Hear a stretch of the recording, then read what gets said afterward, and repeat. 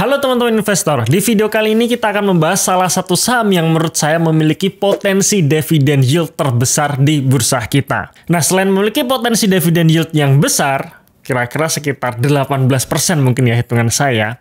Nah, selain itu juga memiliki prospek yang bagus di tahun 2024 ini. Dan saham ini sebenarnya sudah kita masukkan ke dalam watchlist kami sejak kira-kira bulan lalu ya. Maka pastikan teman-teman juga download ebook watchlist kami ya. Linknya ada di dalam deskripsi di video ini atau dalam kolom komentar yang sudah kami pin. Karena di dalam ebook tersebut menurut saya ada 3 saham yang punya potensi bagus di tahun 2024 ini. Yang pertama, salah satunya akan kita bahas di video kali ini. Yang kedua, saham ini bergerak di sektor transportasi yang menurut saya akan punya growth yang bagus di tahun ini. Dan yang ketiga, sektor pariwisata yang juga menurut saya ada potensi growth yang bagus di tahun ini. Ya, apa itu sahamnya? Apa saja sahamnya? Pastikan teman-teman sudah download ebooknya. Salah satunya kita akan bahas di video kali ini. Salah satu saham yang berpotensi memiliki dividen yield 18% tahun ini.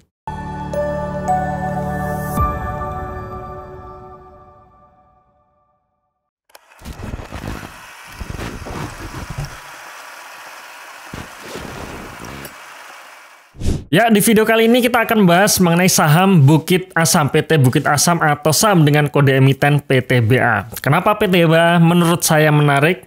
Yang pertama adalah karena harga sahamnya sudah turun dari tahun 2022 kemarin. Ya, seperti kita tahu tahun 2022 kemarin harga saham PTBA pernah menyentuh level 4.600 ya, di sini 4.600, di mana saat itulah puncak-puncaknya emiten batubara. Dan tahun 2023 menurun sampai akhirnya di tahun 2024 ini saat video ini diambil harga saham PTBA sudah turun 37% dari harga tertingginya ya. Jadi memang di awal tahun ini sempat rebound, cuman menurut saya reboundnya ini masih ada peluang untuk naik lagi ya. Kenapa nanti akan kita bahas di slide berikutnya. Nah, ini adalah pergerakan harga saham PTBA dalam jangka panjangnya, di mana kalau kita lihat di sini harga saham PTBA menyentuh puncaknya kira-kira di tahun 2018 dan tahun 2022 ya. Jadi di sini ada story-nya, story cycle dari batubara itu sendiri, khususnya saham PTBA ya. Di mana waktu itu kita start mungkin di tahun 2020, di mana COVID-19 membuat ekonomi shutdown dan akhirnya termasuk PTBA juga dia mengurangi produksi sampai akhirnya laba atau kinerja PTBA turun dan harga sahamnya pun juga turun. Ya, kemudian masuk tahun 2021 dan 2022 berangsur-angsur kinerjanya naik, bahkan kinerjanya mencapai all time high, harga sahamnya pun kembali naik. Sebelum akhirnya tahun 2023 turun dan kemungkinan besar ini sudah ada untuk potensi rebound lagi ke atas ya. Nah, kenapa tahun 2022 harga saham PTBA naik cukup signifikan? Jawabannya adalah karena salah satu sentimennya adalah harga batubara itu sendiri yang juga naik. Tahun 2020 kita menyaksikan sendiri ya bahwa harga batubara global acuannya itu mencapai titik terendahnya, mencapai $50 per ton ya untuk batubara. Jadi level terendahnya di sini.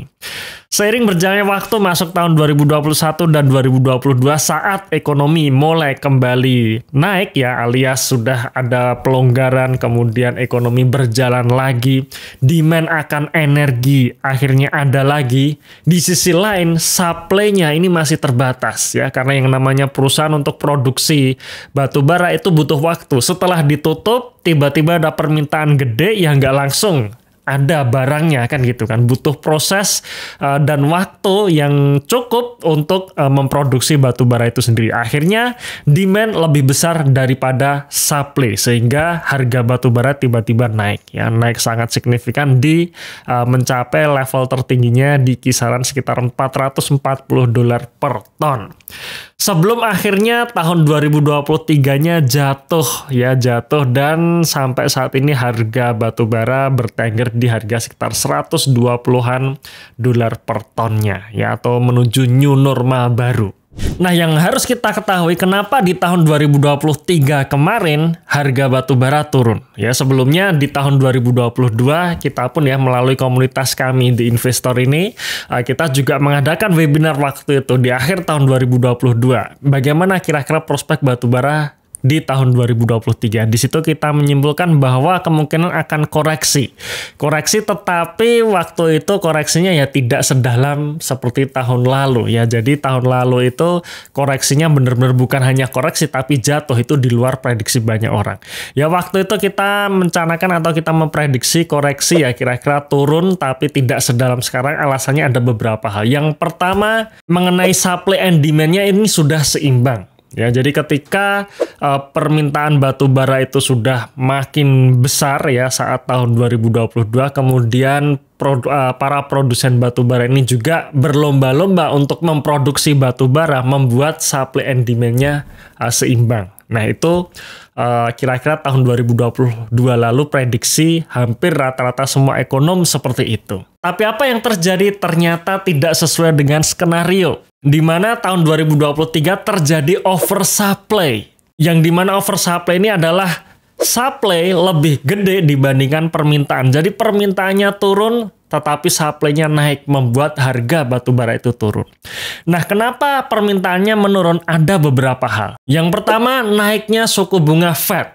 Walaupun kenaikan suku bunga Fed ini tidak berdampak langsung kepada harga batu bara itu sendiri, tapi tetap ada dampaknya terhadap ekonomi. Ya, tahun 2022 kemarin inflasi Amerika ini naik, dan naiknya ini juga di luar batas kewajaran ya. Akhirnya membuat Amerika harus mengerem inflasi, yaitu mengerem permintaan akan energi maupun perekonomian di Amerika sana dengan menaikkan suku bunga. Ya, jadi kenaikan suku bunga Fed di sana itu juga tujuannya untuk mengerem permintaan.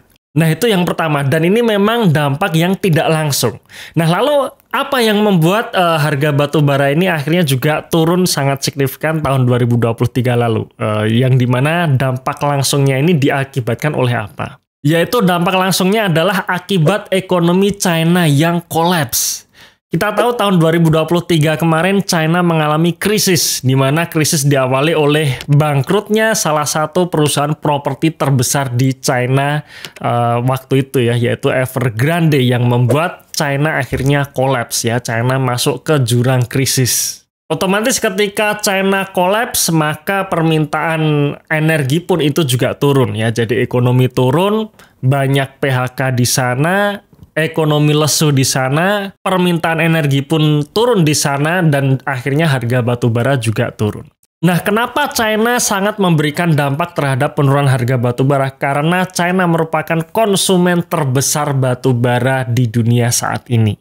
Jadi kalau ekonomi China turun, ya otomatis harga komoditas salah satunya batu bara juga turun. Di sisi lain, supply-nya sudah terlanjur naik. Nah, itu adalah faktor-faktor yang membuat harga batu bara di tahun 2023 kemarin ini turun cukup signifikan.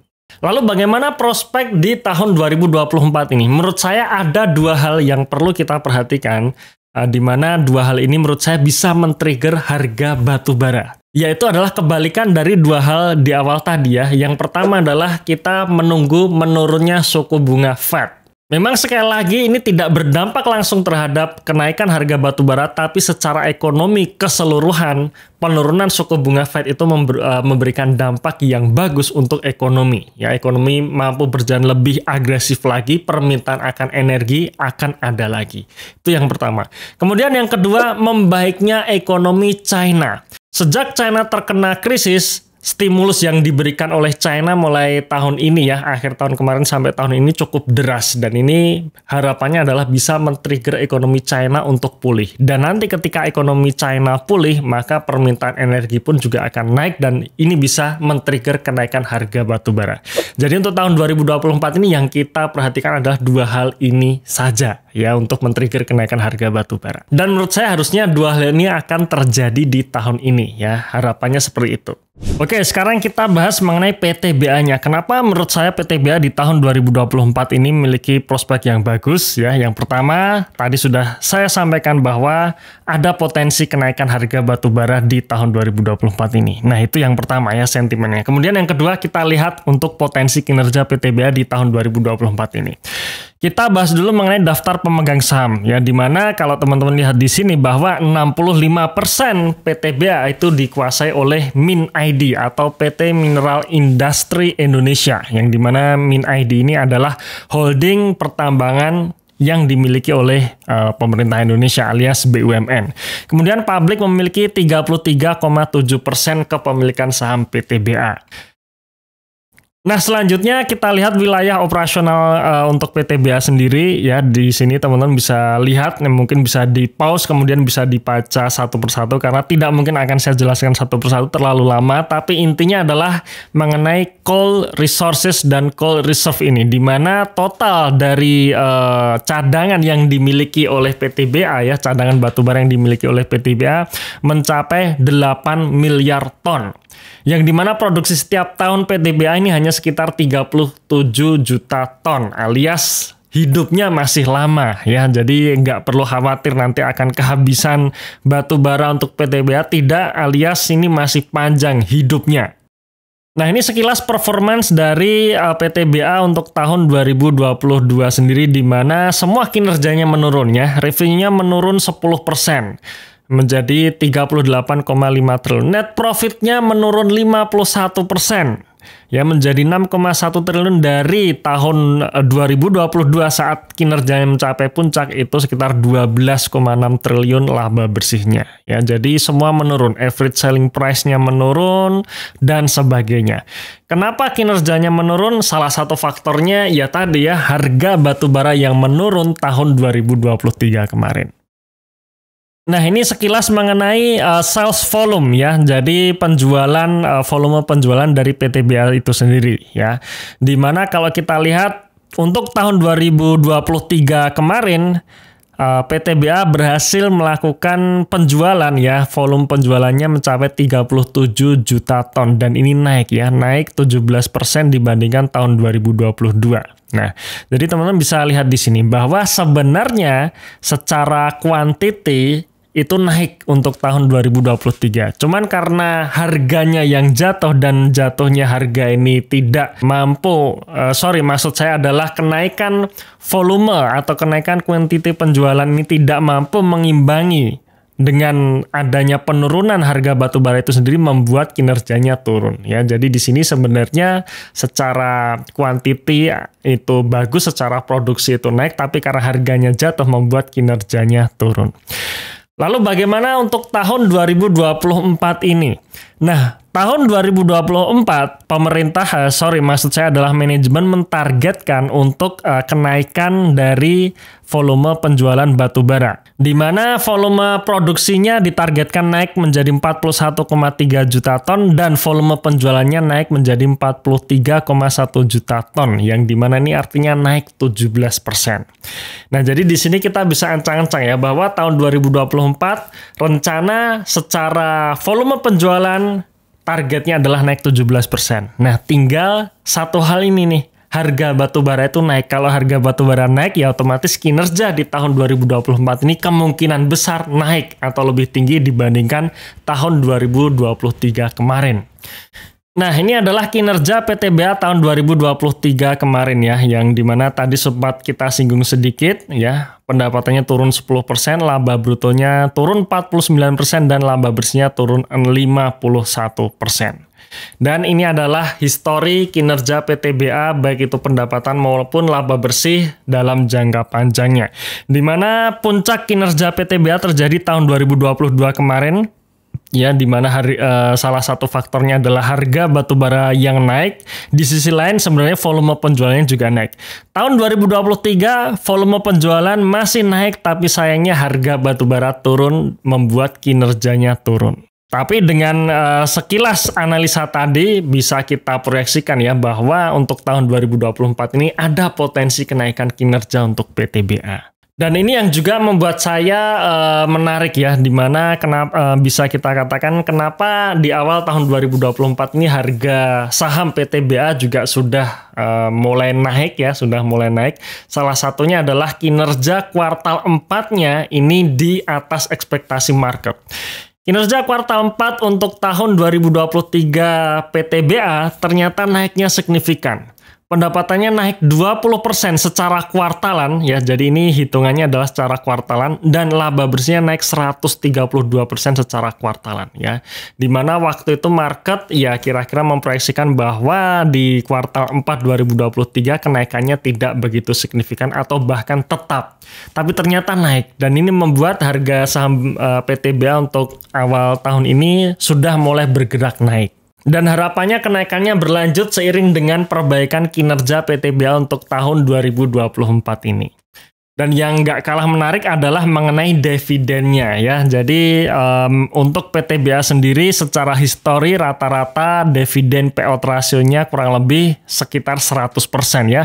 2 tahun terakhir semua laba dibagikan menjadi dividen. Bahkan saat COVID kemarin atau sebelum COVID ya, tahun 2018 sampai 2020 di sini itu dividen payout ratio juga besar ya, di atas 75%. Walaupun di tahun 2021 ini menurun ya karena memang untuk berjaga-jaga kasnya, tapi begitu kinerjanya pulih langsung dividen payout ratio-nya 100%. Dari analisa yang singkat tadi ya, kita sebenarnya bisa simpulkan bahwa untuk proyeksi kinerja tahun 2024 ini ada potensi naik. Faktornya adalah potensi kenaikan harga batubara dan kinerja volume penjualan dari batubara untuk PTBA. Nah, sekarang kita bicara mengenai valuasi. Di harga 2.900 saat video ini diambil, menunjukkan level PBV 1,6 kali dengan PI rasio 6 kalinya. Dan yang menarik di harga 2.900 jika RUPS nanti memutuskan bahwa semua laba untuk tahun 2023 dibagikan menjadi dividen alias dividen payout ratio-nya 100%, maka di harga 2.900 potensi dividen yield-nya adalah sebesar 18%. Dan tentu saja itu adalah dividen yield yang cukup besar, bahkan bukan cukup besar ya, sangat besar ya ketika kita pegang salah satu instrumen investasi yang memberikan dividen. Nah, menurut kalian nih dengan semua analisa ini tadi, kira-kira di harga 2.900 ini worth untuk masuk atau tidak? Yuk kita diskusi di kolom komentar.